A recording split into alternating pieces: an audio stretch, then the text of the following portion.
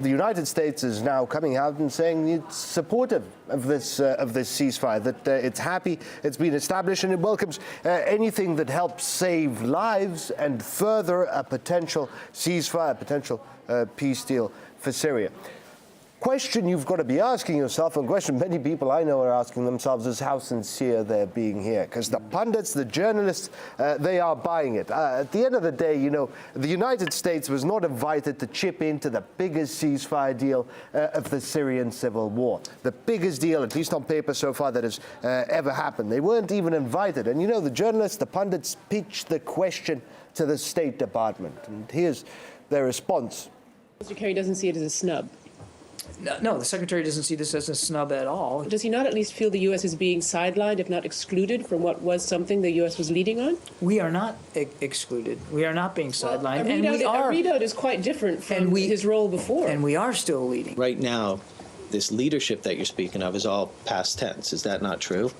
I would disagree. The United States is, if you look, you know, a little backstory, has led every failed effort for a ceasefire, for a peace deal, for any agreement in Syria. Remember the Friends of Syria evaporated, the ISSG, and we've got the pundits asked John Kirby again about what what the ISSG, the International Syria Support Group, the US-led coalition of 20 nations, what they've achieved.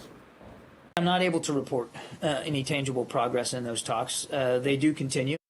Well, they do continue so far fruitlessly. And then you've got the Geneva talks, the talks between Russia and the United States, mostly between Secretary of State John Kerry and Sergei Lavrov. Days and days closeted together in those conference rooms. And what's the result? Every single effort that they try to implement, every single plan collapsed and burned. Nevertheless, now you have this troika: Russia, Iran, and Turkey, who got together in a matter of a few days, secured the Aleppo evacuation, sparing potentially thousands, if not tens of thousands of lives, both rebels and civilians. Yeah. Then they got together again, and they have given us, over the last few weeks, the biggest ceasefire, at least, again, on paper so far. So, here you've got to ask the question, what do you need the United States for?